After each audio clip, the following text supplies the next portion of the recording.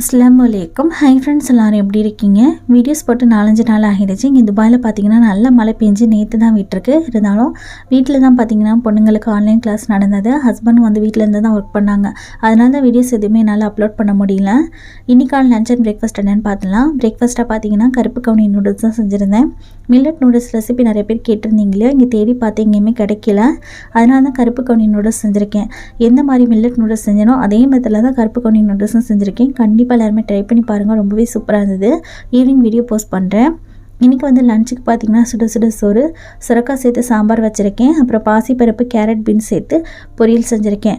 இது கூட வந்து உருளைக்கிழங்கு பொடி மாஸ் மாதிரி செஞ்சுருக்கேன். இது வந்து ஸ்பைஸியாக செய்கிறது சாப்பிட்றதுக்கு, சாம்பாரோடு சாப்பிட்றதுக்கு ரொம்பவே நல்லாயிருக்கும். ஹஸ்பண்ட்கான ஸ்நாக்ஸ் பார்த்திங்கன்னா இது ஏதோ பீன்ஸ் வெரைட்டி சேர்ந்தது. இதுக்குள்ளே ஒரு பருப்பு இருக்கும், சாப்பிட்றதுக்கு நல்லாயிருக்கும்னு சொன்னாங்க. பேர் என்னன்னு தெரியல. இது கூட வந்து ஸ்வீட் பொட்டேட்டோ. இன்றைக்கான லஞ்ச் அண்ட் பிரேக்ஃபாஸ்ட் பார்த்தாச்சு. நாளைக்கு பார்க்கலாம். பாய்.